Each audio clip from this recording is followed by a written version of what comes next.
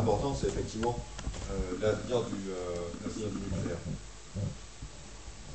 Alors, les dates ne sont pas forcément importantes. Je dirais qu'on le voit bien là sur la fermeture de Fessenheim et le démarrage de l'EPR. C'est des échéances, c'est des périodes. C'est pas le lendemain, en 2020, tout allait bien, et le 1er janvier 2021, tout va mal. Non, c'est effectivement sur ces périodes-là, c'est pouvoir se donner et permettre de faire les choix politiques pour engager les bons projets. Alors, 2025, on a choisi une période un petit peu au milieu, effectivement, avec une réduction de finalement 40% à peu près de la production nucléaire et donc des possibilités d'importation en Bretagne, la création de plusieurs parcs éoliens offshore et une interconnexion avec l'Irlande. Voilà à peu près l'ensemble du développement. Et on va revenir tout de suite sur le tableau sur lequel on a été tout à l'heure en regardant uniquement les deux derniers scénarios. Je suis dans une sortie d'une diminution du parc nucléaire installé avec moins 24 et moins 40%, et j'ai besoin de cycles combinés gaz. Voilà, le pari du scénario alternatif, c'est effectivement de se dire soit je décide de ne pas avoir d'action supplémentaire sur la maîtrise de la demande en énergie, et à ce moment-là, je dois mettre des cycles combinés gaz ou autre type d'énergie fossile en place, soit j'ai une action forte avec une réduction du chauffage électrique notamment, et à ce moment-là, effectivement, j'ai des perspectives d'évolution où je peux sortir du nucléaire sans accroissement des émissions de gaz à effet de serre. Alors, un des gros des choses qu'on proposait, c'est que le parc nucléaire va fermer, si il était amené à diminuer, chaque région devrait prendre sa part, effectivement, de contribution à cette diminution. Grosso modo, en 2020, on avait 4500 MW de possibilités d'importation en Bretagne. Forcément, s'il y a moins de nucléaire, ça diminue de 40%. Proportionnellement, je fais une diminution sur ce que peut importer la Bretagne. Par contre, pour compenser ça, je crée effectivement une interconnexion avec l'Irlande. Je vous représente les résultats du scénario. Si je n'ai pas d'action et que j'atteins bien mes objectifs en termes d'énergie renouvelable, mais que je n'ai pas d'action sur les moyens sur la pointe, et donc la maîtrise de la demande de l'énergie, une action forte sur la diminution du chauffage électrique, j'ai effectivement une défaillance quelques heures pendant les pointes de consommation, lorsqu'il n'y a pas de vent. Donc c'est pour ça qu'effectivement le scénario alternatif s'est basé sur des objectifs publics, et notamment les objectifs du schéma climat air énergie de la Bretagne, qui prévoyait des rénovations fortes sur le nombre de logements, et bien sûr bien plus importante que celle prévue dans les scénarios du PAC ou de RTE. Donc si je vais sur cette vision, et on l'a appelé scénario volontariste du schéma régional climat et air énergie, ça ne veut pas dire qu'on va rénover tous les logements de Bretagne.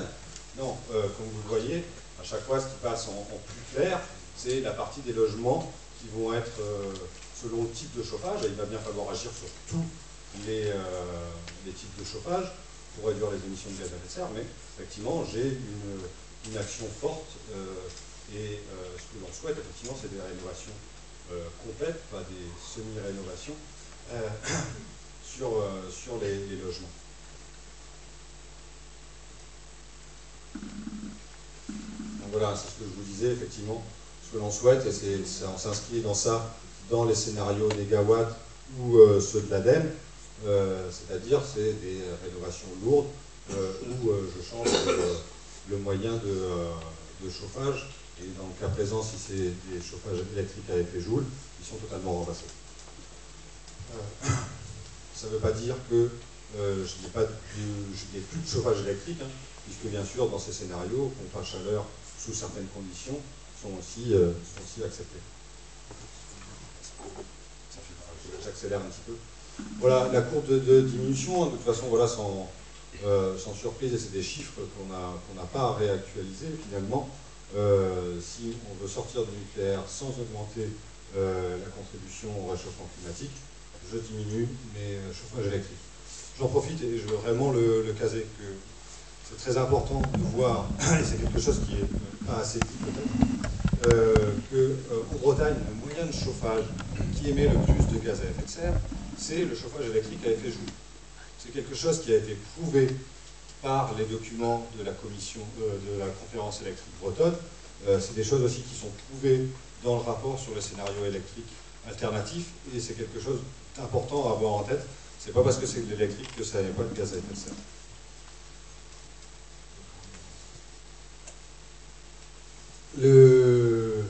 L'importance de l'interconnexion, donc ça dans le rapport, et j'ai moins développé là de diapositives là-dessus, mais il y a un formidable potentiel entre l'Irlande et la Bretagne.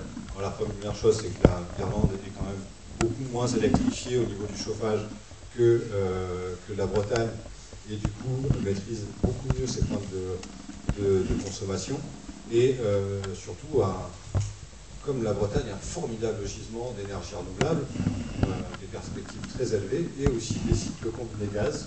C'est vrai qu'il y a un travail important qui a été fait en Irlande de remplacement du charbon ou de vieux groupes par des cycles combinés gaz, et notamment un que vous voyez tout en bas, dont vous allez peut-être entendre parler, s'il y a effectivement une connexion qui se fait, qui est Great Iceland ici. Juste à l'endroit prévu où devrait partir l'interconnexion vers la Bretagne. Rapidement, cette interconnexion, on attend les résultats mi-2016. On espère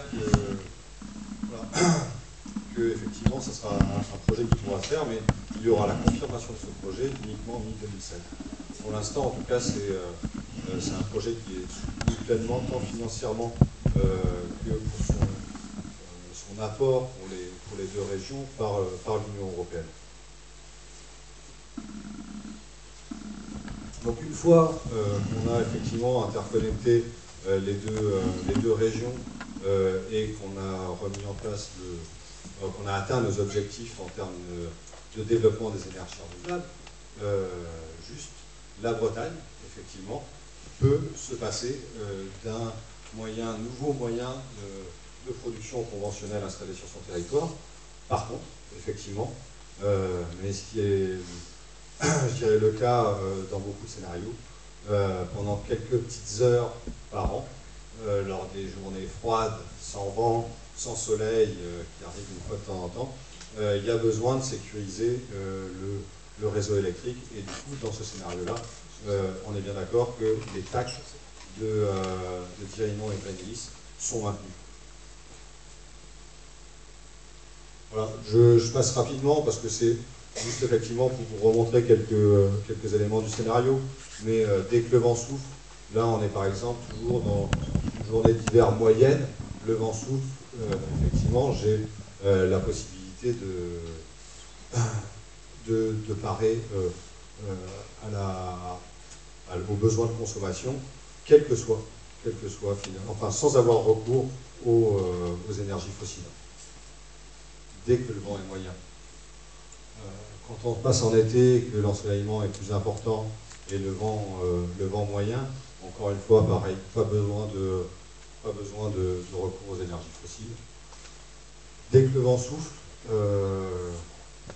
on a des exportations très très importantes qui peuvent être faites depuis la Bretagne, et qui est quelque chose de nouveau, qui va arriver très très vite, hein, dès que les premiers parcs éoliens offshore vont être mis en service en Bretagne, sous certaines conditions, effectivement, de vent fort, la Bretagne va commencer peut-être à être autosuffisante certains jours, ou même exporter sur le réseau.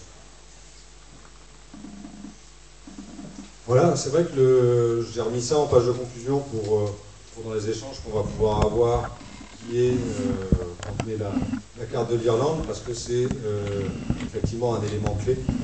C'est un élément clé, et encore une fois, mieux vaut mutualiser que construire dans son coin chacun une centrale à énergie fossile. Quand il y a des régimes de vent différents, des moments où l'appel de puissance sont différents entre l'Irlande et la Bretagne fait que finalement, avec un groupe pour deux de cycles combinés gaz, on arrive à avoir l'adéquation entre offre et demande sur les deux territoires, sans avoir à reconstruire une centrale sur chaque territoire. Voilà, merci.